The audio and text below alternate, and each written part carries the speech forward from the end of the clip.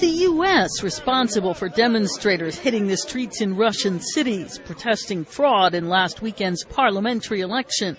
Prime Minister Vladimir Putin says so. He slammed Secretary of State Clinton for her comments that the balloting was rigged.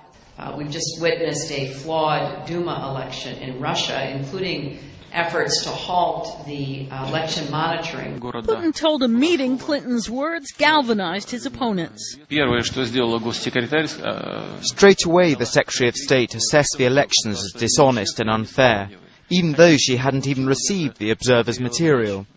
She set the tone for some of our personalities inside the country and gave them a signal. And they heard this signal, and with the support from the State Department, started active work.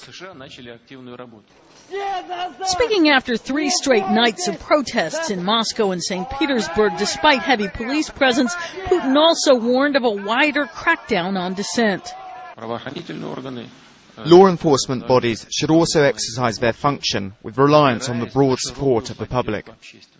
So far, unhappiness in Russia over the elections hasn't generated the mass rallies that preceded the sudden fall of the Soviet Union 2 decades ago.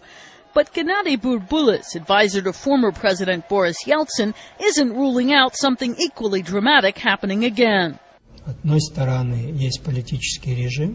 On the one hand, there is a political regime which, regrettably, believes that it is right in all ways, which is a silly delusion and a mistake. On the other hand, there are normal and clever people who are no longer willing to put up with the situation. Security forces may well need to gear up further.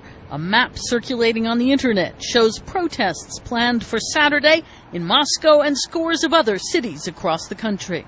Karen Sloan, The Associated Press.